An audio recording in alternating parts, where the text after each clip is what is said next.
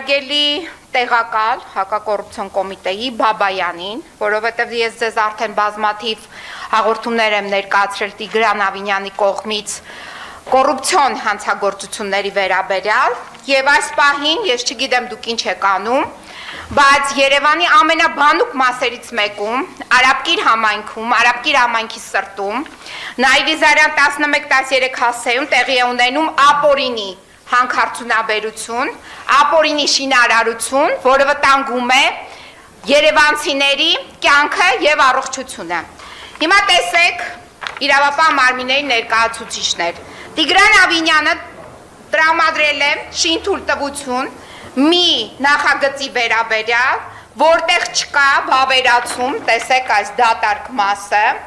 որ հաստատվում է Համալիր պետական փորձաքննության կողմից։ Համալիր պետական փորձաքննության անցած այս նախագիծը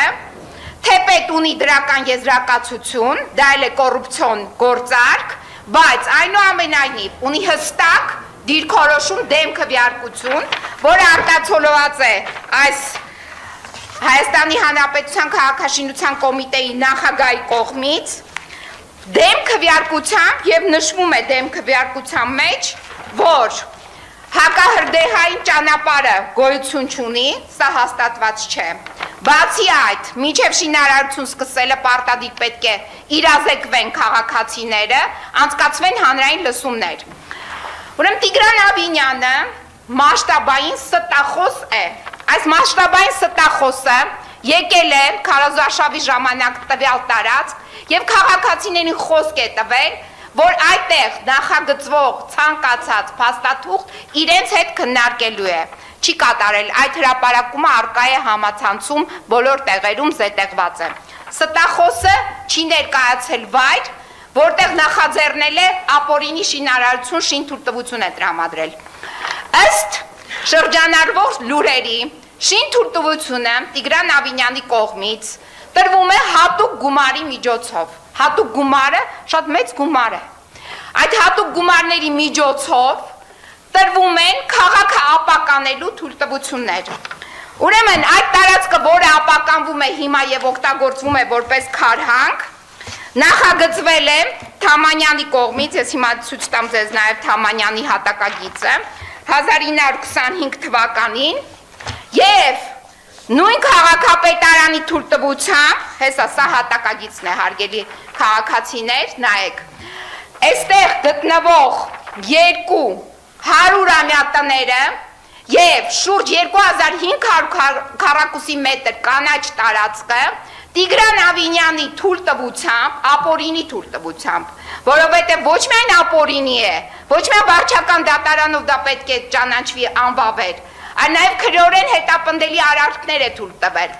Այս տարածքի 200 տարեկան տները, Արաբկիրի հիմնադիրների տները քանդել է, կանաչ տարածքը տվել է